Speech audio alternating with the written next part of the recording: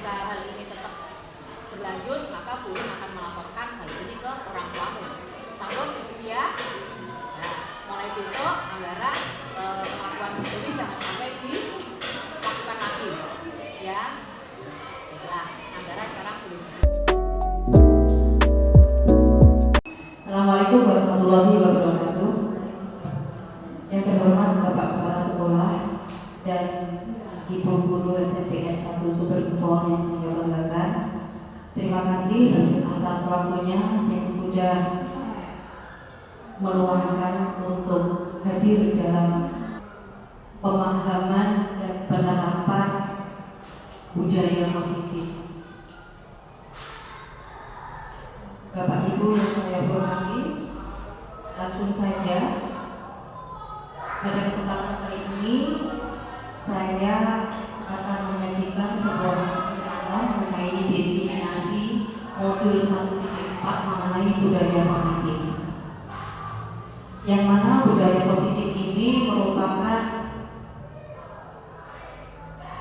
kelanjutan dari pembelajaran pada modul 1.4 mengenai budaya positif. Pada saat saya mempelajari modul 1.1 mengenai filosofi Ki Hajar Dewantara, menurut beliau, pendidikan adalah menuntun berhamba pada sang anak. Jadi ibarat guru itu seorang petani. Kesimpulan dari filosofi Ki Hajar Dewantara, seorang guru itu harus berpihak pada murid, sehingga guru harus bisa menuntun murid sesuai dengan kodratnya, baik kodrat alam maupun kodrat zaman, sehingga bisa menumbuhkan karakter budaya positif yang kuat. Lanjut, menurut filosofi Ki Hajar Dewantara, pendidikan yang berhamba kepada anak sesuai dengan kodrat alam dan kodrat zaman ini tentu harus diiringi dengan perkembangan nilai dan peran guru, yang mana nilai guru tersebut terdiri dari 5 item. Yang pertama yaitu mandiri, kemudian refleksi, kolaborasi, inovasi, dan berpihak kepada murid. Sementara peran guru yang pertama yaitu menjadi pemimpin pembelajaran, yang kedua menggerakkan komunitas praktisi, yang ketiga menjadi coach bagi guru lain, dan yang keempat mendorong kolaborasi antar grup, dan yang kelima mewujudkan kepemimpinan murid. Kira-kira nilai dan peran guru penggerak ini sudah kita laksanakan di sekolah atau belum ya Bapak Ibu? Berikut adalah visi guru penggerak yang kita pelajari pada modul 1.3. Visi guru penggerak harus sejalan dengan filosofi Ki Hajar Dewantara yang menerapkan nilai-nilai dan peran guru sebagai guru penggerak, yaitu guru harus melakukan pembiasaan baik serta menciptakan lingkungan yang positif dengan menjalankan perubahan model manajemen apresiasi belajar.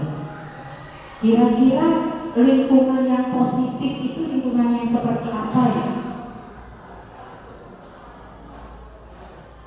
Bagaimana Bapak Ibu, lingkungan yang positif kira-kira lingkungan yang seperti apa? Apakah ada yang tahu dari ibu-ibu lingkungan yang positif itu yang seperti apa?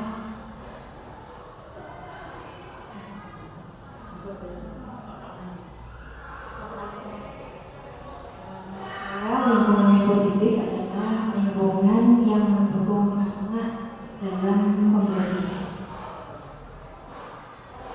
Terima kasih Bu Emi. Lingkungan yang positif adalah lingkungan yang mendukung pembelajaran anak. Memang benar sekali. Jadi kita sebagai guru dalam memberikan materi kepada anak harus mengutamakan yaitu pembelajaran yang berpihak kepada anak atau berpihak kepada murid. Nah ini budaya positif. Menurut Bapak Ibu budaya positif itu budaya yang seperti apa?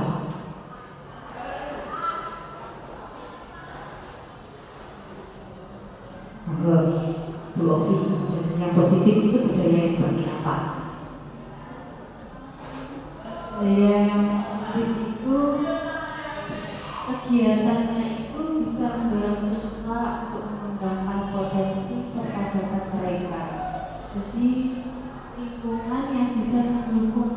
siswa dalam membangun minat serta motivasi.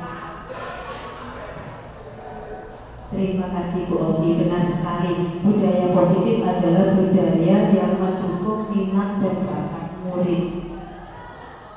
Jadi berdasarkan manajemen Ibu Iri Bagja, pembiasaan baik yang kita lakukan setiap hari di sekolah itu bisa disebut dengan budaya positif. Jadi budaya positif yang dikembangkan di sekolah itu harus dijalankan dalam waktu yang lama dan untuk menumbuhkan karakter murid yang kuat. Nah, sekarang dalam budaya positif ada pertanyaan pengantik ini Bapak Ibu. Yang pertama yaitu hukuman dapat mendisiplinkan anak. Kira-kira setuju apa tidak ya? Hukuman dapat mendisiplinkan anak, benar apa boten? Setuju. Baiklah, sekarang yang nomor 2 nanti kita bahas. Pemberian hukuman dengan hal yang positif seperti membaca, membersihkan halaman, dan mencatat rangkuman materi seperti itu dapat mendisiplinkan anak. Itu benar atau tidak? Setuju atau tidak dengan pertanyaan pemantik seperti ini? Setuju. Poin yang ketiga, memberikan penghargaan pada anak, memberikan reward, memberikan hadiah dapat meningkatkan motivasi belajar. Benar atau boten? Benar. Baiklah, lalu kita nanti bahas bersama-sama. Ini dia, disiplin positif dan nilai-nilai kebajikan universal. Ini ada sebuah kegiatan yaitu kepala tangan. Ada A dan B. A disebut adalah saya atau Anda, dan B adalah teman Anda. Coba secari kertas kecil, tuliskan benda atau sesuatu yang sangat berharga untuk Anda. Letakkan di salah satu tangan Anda dan genggam benda tersebut dengan segala daya. Buatlah sebuah kepalan tangan. Teman Anda akan mencoba dengan sekuat tenaga membuka ya kepalan tangan Anda. Ya, usahanya bisa membujuk, mengancam, menghardik, menyuap, merayu dan sebagainya agar kepalan tangan Anda itu dapat terbuka. Dari kegiatan kepalan tangan tersebut, kira-kira misalnya saya dan panjenengan, saya mempunyai secari kertas yang sangat berharga. Misalkan di secari kertas tersebut terdapat emas atau berlian seperti itu, saya genggam. Lalu Anda mencoba untuk membuka kepala tangan saya itu untuk mengambil si berliannya tadi. Kira-kira jika Anda menjadi saya bagaimana? Tetap berpegang teguh mengepal tangan atau bisa dibuka kepala tangan tersebut bagaimana? Kalau menurut panjenengan? Menggenggam kepala tangan tersebut, berusaha agar si berliannya tadi tidak terbuka atau tidak berpindah tangan seperti itu. Nah, dari filosofi seperti itu berarti apa yang dapat kita ambil dari bawah itu? Kira-kira filosofi apa, intisari apa yang bisa kita ambil dari kegiatan kepalan tangan tersebut?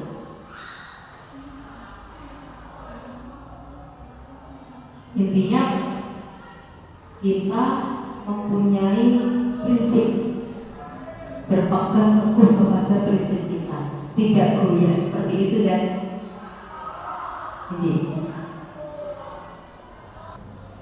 Nah, ini dia perubahan paradigma stimulus respon. Ada teori kontrol dan teori pilihan. Siapa sesungguhnya yang memiliki kontrol? Dari kepala tangan itu tadi. Untuk stimulus respon, kita mencoba mengubah orang agar berpandangan sama dengan kita. Perilaku buruk dilihat sebagai suatu kesalahan. Orang lain bisa mengontrol saya dan saya bisa mengontrol orang lain. Pemaksaan ada pada saat bujukan gagal, model berpikir menang atau kalah. Sementara kalau kita kontrol, kita berusaha memahami pandangan orang lain tentang dunia. Semua perilaku memiliki tujuan. Hanya Anda yang bisa mengontrol diri Anda, sementara Anda tidak bisa mengontrol orang lain. Kolaborasi dan konsensus menciptakan pilihan-pilihan baru. Model berpikir akan menang. Seperti itu kalau teori.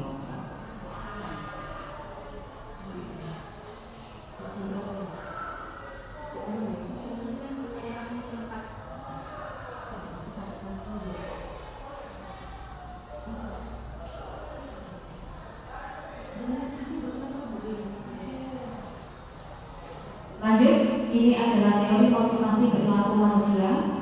Motivasi eksternal untuk menghindari ketidaknyamanan atau hubungan. Apa yang akan terjadi apabila saya tidak melakukannya? Motivasi eksternal untuk menghindari ketidaknyamanan atau hubungan. Apa yang akan terjadi apabila saya tidak melakukannya? Sementara kalau motivasi internal untuk menghargai diri sendiri, saya akan jadi orang seperti apa bila saya melakukannya. Dari paparan itu, ibu-ibu, sekarang kita membentuk nilai kebajikan. Nilai kebajikan dalam memberikan apresiasi atau pengakuan perlu dilihat, yaitu yang pertama beri pengakuan secara khusus, beri pengakuan secara pribadi, beri pengakuan kepada semua murid bergantian, beri pengakuan secara konsisten, dan yang kelima fokus pada proses. Ini ya, perbedaan hubungan dan konsekuensi. Ini yang sering kita lakukan di sekolah. Hubungan adalah sesuatu yang menyakitkan, yang harus terjadi, yang membuat anak sakit, ya, dalam kurun waktu, sesuatu yang menyakitkan harus terjadi, membuat anak sakit dalam kurun fisik maupun hati untuk jangka waktu yang lama. Akibatnya anak membenci kedisiplinan, paksaan, mendorong anak menyakiti. Ini perbedaan hubungan dengan konsekuensi. Hukuman sesuatu yang menyakitkan harus terjadi, seperti itu ya. Sementara kalau konsekuensi sesuatu yang harus terjadi membuat anak merasa tidak nyaman dalam jangka waktu pendek. Kira-kira hukuman dan konsekuensi yang paling sering kita lakukan di kelas itu yang mana, Bapak Ibu? Perbedaan antara hukuman dan konsekuensi. Kira-kira menurut panjenengan yang paling cocok itu yang mana? Yang sering kita lakukan dengan anak-anak di kelas itu yang mana? Konsekuensi. Seperti apa? Ada yang bisa memberi contoh konsekuensi itu seperti apa? Kalau hukuman seperti ini.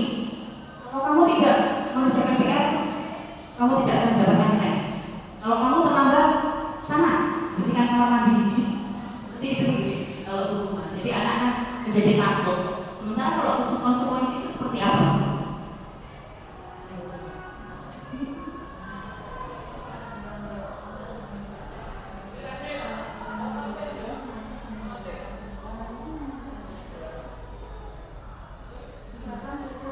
Terus nanti konsekuensinya dia akan dipanggil oleh BK atau mungkin panggilan orang tua.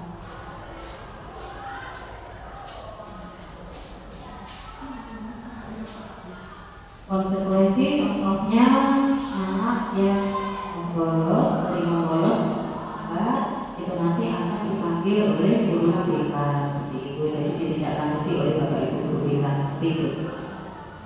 Oke. Oh iya, dipanggil kan orang tuanya kalau anaknya sering membolos seperti itu. Sekali lagi kalau di kelas ada anak yang jahilin temannya, dia harus minta maaf ke temannya.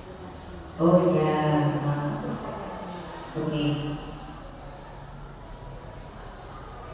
Untuk membuat konsekuensi ini sepertinya ada satu hal yang harus kita lakukan, yaitu kita harus membuat kesepakatan kelas. Setuju nggak membuat itu? Nah, jadi dengan kita membuat kesepakatan kelas, maka mau nggak mau anak-anak kan sudah terikat dengan aturan-aturan yang mereka buat. Jika sebelumnya kita tidak membuat peraturan atau kesepakatan kelas atau keyakinan kelas, tentunya mereka kan bisa seenaknya sendiri ngerti. Dan oke, berarti Bapak Ibu setuju kalau sebelum kita mengajar atau memberikan materi, kita sebelumnya membuat kesepakatan kelas dulu dengan anak-anak supaya mereka bisa memahami aturan atau bisa mentaati materi yang kita ajar. Nah, itu tadi hukuman dan konsekuensi ya Bapak Ibu. Karena ini adalah restitusi. Apa itu restitusi?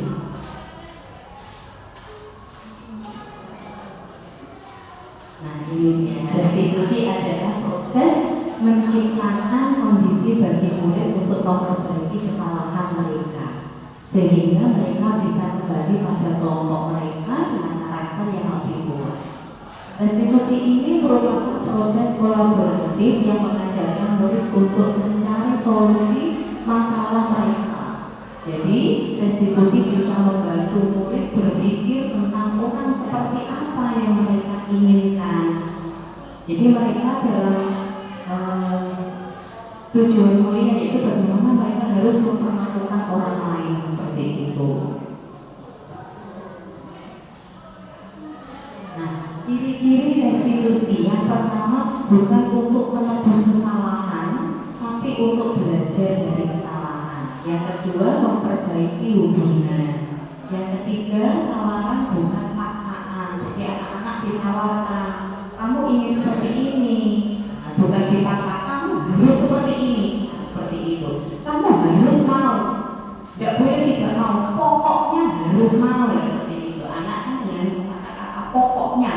Kemudian yang keempat, restitusi menuntut untuk melihat ke dalam diri. Jadi anak bisa introspeksi diri. Yang kelima, restitusi mencari kebutuhan dasar yang mendasari tindakan. Lalu yang keenam, restitusi diri adalah cara yang paling baik. Lalu restitusi fokus pada karakter, bukan tindakan. Seperti itu. 8, restitusi fokus pada solusi. Dan yang 9, restitusi mengembalikan murid yang berbuat salah pada kelompoknya. Nah, ini dia budaya positif yang kita ajarkan kepada anak-anak, yang kita biasakan kepada anak-anak itu akan membentuk lingkungan yang positif. Nah, sementara lingkungan yang positif ini itu nanti lebih kita fokuskan kepada keyakinan kelas. Jadi seperti anak-anak menjawab pertanyaan dari Bapak Ibu guru, berarti mereka keyakinan kelasnya apa? Menghormati, menghargai. Anak-anak menolong teman yang sakit, berarti keyakinan kelasnya apa? Saling bantu membantu. Sementara peraturan kelas yang kita buat sehari-hari di kelas, misalkan hadir tepat waktu, dilarang membuli teman-teman, dilarang ramai, seperti itu peraturan kelas. Yang mana yang merupakan keyakinan kelas? Ada 2 kesepakatan kelas. Ini sebagai contoh, yang pertama yaitu masuk kelas tepat waktu, yang kedua mendengarkan penjelasan guru, yang ketiga menjaga kebersihan dan kerapian kelas, keempat berbicara yang sopan dan baik, yang kelima saling membantu, dan yang keenam mengingatkan teman jika melakukan kesalahan. Ya, ini ada 2 kesepakatan kelas. Kesepakatan kelas yang satunya yaitu kami guru dan murid yang ceria dan saling menyayangi. Nah, yang kedua kami murid yang semangat belajar. Yang ketiga, kami murid yang menjaga kebersihan. Dan yang keempat, kami murid yang saling tolong-menolong. Akhir, kami murid yang bertanggung jawab dengan apa yang kami perbuat. Kira-kira yang menjadi keyakinan menurut ibu-ibu yang mana? Jadi intinya keyakinan kelas itu lebih pengerucutan dari kesepakatan.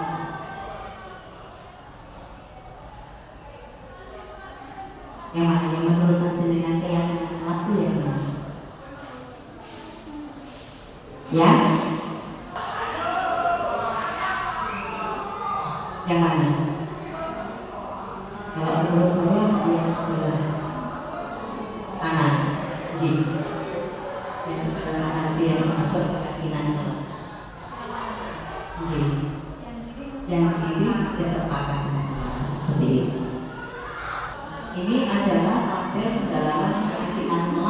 model T dan Y. Ini ada hanya salah satu contoh untuk Y. Nih, bersifat positif nih, yang nampak seperti, jadi seperti suka memberi pertolongan, itu nampak karena kelihatan. Selalu kompak dengan kegiatan kelompok, lalu melaksanakan tata tertib sekolah, kemudian cinta pada lingkungan, itu yang terlihat. Kemudian yang tidak nampak seperti itu memberi pertolongan hanya ketika ada guru, seperti itu, yang tidak tampak. Kemudian melakukan pertengkaran dengan anggota kelompok, melaksanakan tata tertib hanya ketika ada guru. Jadi jika tidak ada guru, mereka ya seperti itu seenaknya sendiri, seperti membuang sampah tidak pada tempatnya, itu juga apa namanya sikap positif tapi yang tidak seperti itu, membuang sampah tidak pada tempat. Kemudian keyakinan kelas model Y, yang terdengar itu ada terdengar sama berperilaku. Contohnya ini hanya sekedar contoh Bapak Ibu ya. Diskusi, dalam diskusi kelas nanti teman-teman kita diskusi tentang keyakinan kelas. Kita ikuti aturannya ya, seperti itu. Terima kasih atas kerjasamanya ya, seperti itu yang terdengar. Sementara kalau yang terlihat semangat, antusias, berbuat baik, kemudian berbagi, kompak, menghargai, seperti itu. Kemudian yang berperilaku, sopan santun, rendah hati, saling menghargai, tanggung jawab, bersama dengan baik dan tolong-menolong.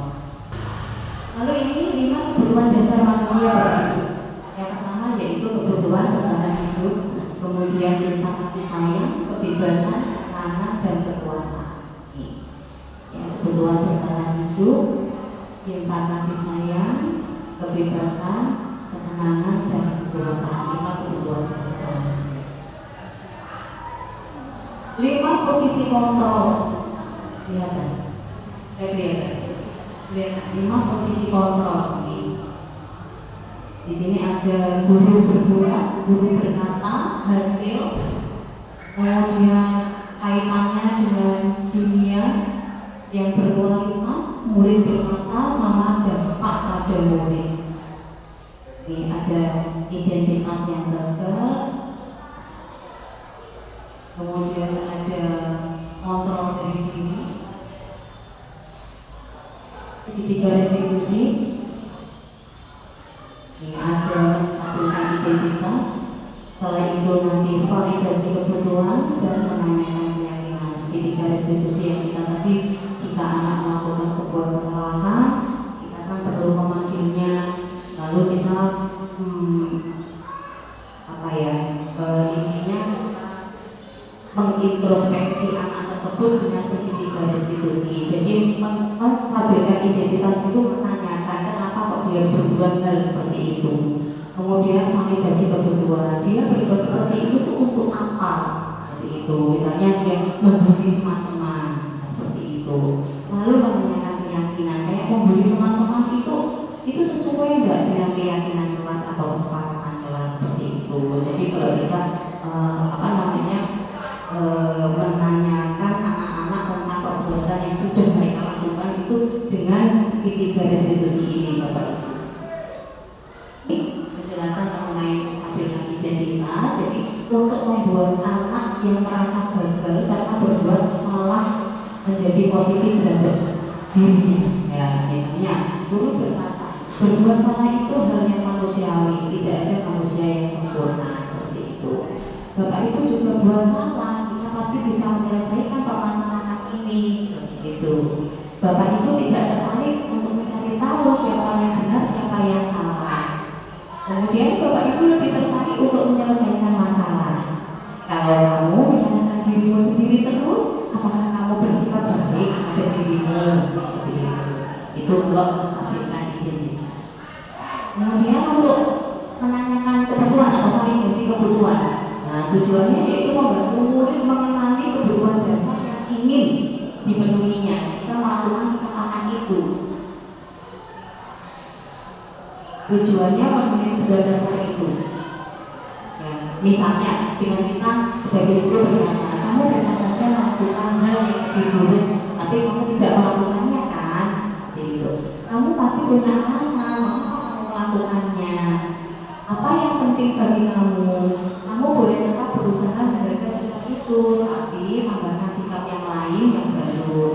kamu belajar cara lain untuk mendapatkan yang kamu butuhkan tanpa kamu memukul. Kemudian menanyakan keyakinan. Nah, tujuannya anak melihat kesalahan dihubungkan dengan norma sosial dan nilai-nilai yang mendasari manusia berinteraksi dengan orang lain. Contohnya, guru berkata, apa nilai yang kita percaya di kelas atau di sekolah kita? Nilai-nilai universal apa yang kita telah sepakati? Kelas yang ideal itu kelas yang seperti apa para anak-anak? Seperti itu. Kamu ingin menjadi anak seperti apa? Terus apa yang kamu rasakan ketika kamu melakukan hal itu? Kamu ingin menjadi orang seperti apa kalau nak? Seperti itu ya. Jadi menanyakan keyakinan kelas. Kemudian intervensi 30 detik. Intervensi ini bisa membantu murid kembali ke tujuan semula. Dengan cukup singkat ya, pertanyaannya seperti ini. Ini hanya salah satu contoh 1 sampai 14 item ini Bapak Ibu ya. Bisa ditiru, bisa dicontoh, bisa foto atau pakai cara yang lain juga boleh monggo. Apakah kamu ingin berbuat lebih baik? Apakah saat ini kamu sedang menjadi orang yang sedang kamu inginkan? Begitu. Apakah kamu bisa mengubah kegiatan atau perilaku kamu saat ini menjadi sikap yang lebih membantu? Apakah wajar membuat kesalahan? Bisakah kita memperbaikinya? Apakah kamu melakukan saat ini sudah sesuai? Seperti itu. Jadi seperti saya tadi di kelas 8C menanyakan yang anak namanya Krishna, ternyata sering tidak masuk, sering membolos, alasannya bangkok. Hanya bangkok, kemudian tidak ada yang mengantar, seperti itu. Dan itu hampir tiap hari paling sering dia itu tidak masuk. Dalam seminggu itu bisa 4 sampai 5 absen membolos dan itu. Tapi saya bilang ke dia, kamu nggak apa-apa terlambat, bagaimana konsekuensinya kamu harus berburu tiket seperti itu. Tidak apa-apa terlambat, misalkan tetap masuk sekolah seperti itu. Kemudian untuk selanjutnya yaitu refleksi. Refleksi, hal baru apa yang mengubah paradigma saya yang sudah saya dapatkan dari budaya positif ini? Perasaan apa yang muncul selama saya mengikuti sesi ini, khususnya mengenai makna disiplin dan motivasi intrinsik. Yang ketiga, peran among, seperti apakah yang saya lakukan selama mengikuti modul ini. Yang keempat, saya akan menjadi among yang seperti apa setelah saya mengikuti modul ini. Seperti itu. Dari sekian pemahaman tentang budaya positif modul 1.4 ini, kira-kira dari ibu-ibu ada pertanyaan? Belum, alhamdulillah. Nanti bisa kita sambung di luar di bawah itu melalui ada pertanyaan. Saya ucapkan terima kasih atas waktu dari ibu-ibu yang sudah menemani saya presentasi aksi nyata modul 1.4.